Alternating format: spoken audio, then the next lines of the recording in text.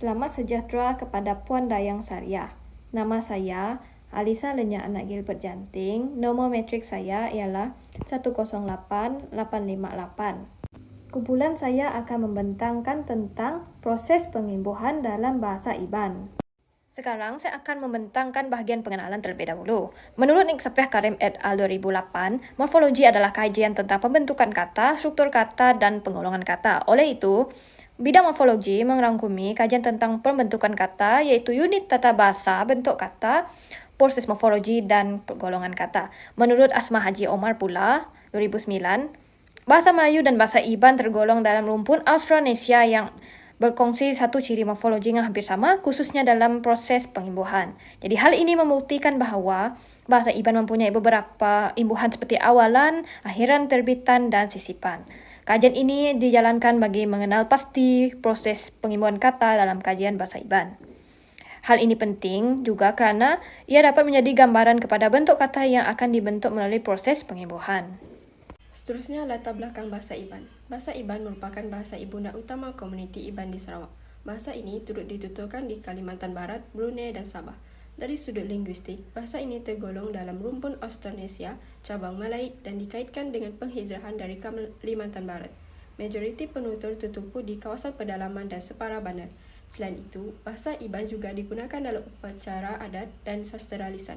OSUP 2015. Hal ini menjadikannya teras identiti serta warisan budaya masyarakat Iban.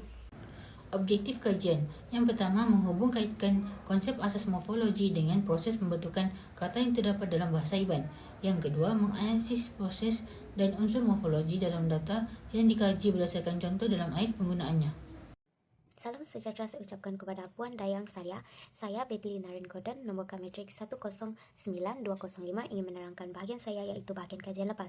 Untuk kajian ini kami menggunakan 4 kajian lepas yang bermula daripada kajian lepas yang dilakukan oleh Asma Haji Omar pada tahun 2013 yang menyatakan bahawa terdapat 11 imbuhan dalam bahasa Iban yang terdiri daripada 8 verbal iaitu digunakan untuk membentuk kata kerja dan 3 nominal yang digunakan untuk membentuk kata nama.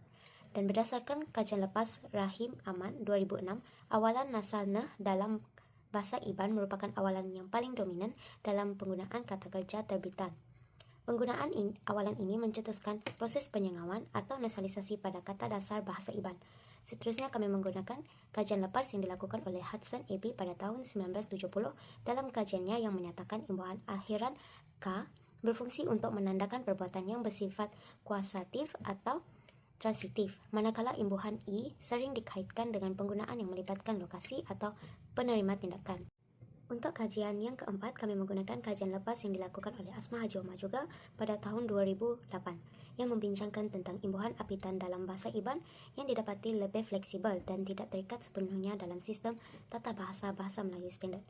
Itu saja daripada saya ingin serahkan bahagian yang seterusnya kepada pembentang yang seterusnya. Bagi metodologi kajian pula, pengkaji telah menggunakan kaedah sekunder iaitu data korpus daripada buku collection cerita Bala Nembiak Ari Kampung Sampun Gerunggang. Pemilihan buku ini adalah berdasarkan kekayaan kosakatanya yang memaparkan kepelbagaian bentuk morfologi. Hal ini secara tidak langsung telah memudahkan lagi proses pencarian data mengikut kategori imbuhan yang dikaji oleh pengkaji bagi memastikan dapatan kajian yang didapati lebih tepat. Menurut Asma Haji Omar, imbuhan awalan dalam bahasa Iban merupakan unsur morfologi yang digunakan pada awal kata dasar untuk membentuk kata terbitan.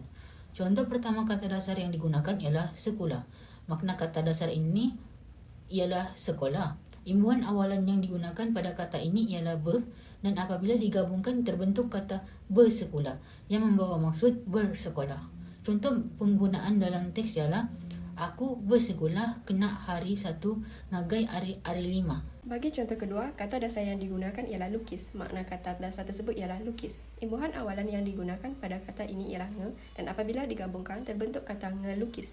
Contoh penggunaan dalam ayat ialah aku bersekolah, laban rindu belajar, ngelukis, nulis, engkau, nyerah. Seterusnya, bagi contoh ketiga, kata dasar yang digunakan ialah jalai. Makna kata jalai ialah jalan. Imbuhan awalan yang digunakan ialah ber dan hasil pengimbuhan membentuk kata berjalai. Contoh penggunaan dalam teks ialah hari Siti aku nurun serta berjalai ngagai sekolah. Seterusnya saya akan meneruskan dengan imbuhan akhiran. Menurut Rahim 2006, imbuhan akhiran K dalam bahasa Iban ini merupakan satu penanda kata kerja yang menerbitkan makna benefaktif atau melakukan sesuatu dan kausatif. Antara imbuhan akhiran yang kami jumpa ialah mestika. Kata dasarnya adalah mesti yang membawa maksud harus. Apabila ia digabungkan dengan akhiran K, ia menjadi mestika yang bermaksud haruslah. Contoh penggunaannya dalam teks, jadi polis mestika berani, landia pandai, mereti bagas serta sabar. Contoh yang kedua pula adalah awakka. Kata dasarnya adalah awak. Awak bermaksud biar. Apabila ia digabungkan dengan akhiran K, ia membawa maksud awakka yang bermaksud biarlah.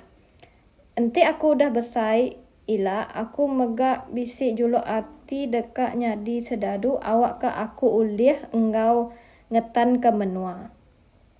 Contoh yang ketiga pula adalah nandaka. Kata dasarnya adalah nanda.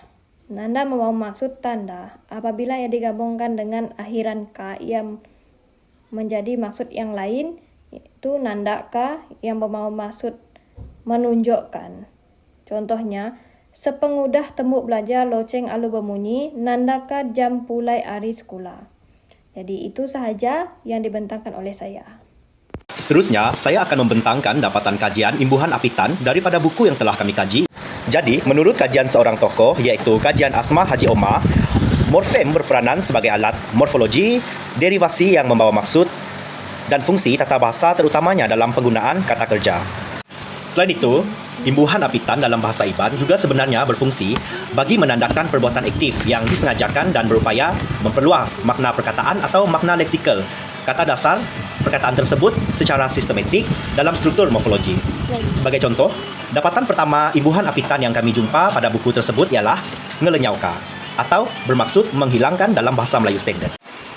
Kata dasar bagi perkataan ngelenyauka ialah lenyau atau bermaksud hilang. Contoh perkataan yang terdapat di dalam teks ialah mensia lalu Belanda ngelenyau ke dirimpu. Dapatan kajian imbuhan apitan yang kedua pula ialah ngetanka atau bermaksud mempertahankan dalam bahasa Melayu standard. Kata dasar bagi perkataan ngetanka ialah tan atau bermaksud tahan dalam bahasa Melayu standard. Contoh perkataan yang kami jumpa pada teks buku yang kami kaji ialah aku megak bisik julu hati dekat nyadi sedadu, awak ke aku oleh engkau ngetan ke menua. Dapatan kajian yang ketiga pula ialah perkataan nyelamatka atau bermaksud menyelamatkan dalam bahasa Melayu standard. Kata dasar bagi perkataan nyelamatka ialah selamat atau juga bermaksud selamat dalam bahasa Melayu standard. Contoh ayat pada teks buku yang kami kaji ialah mayau meri terima kasih naga ikan, laban udah nyelamat ke ia. Itu saja daripada saya. Sekian, terima kasih. Kesimpulannya, proses pengimbuhan dalam bahasa Iban memainkan peranan yang penting dalam pembentukan kata dan penyampaian makna.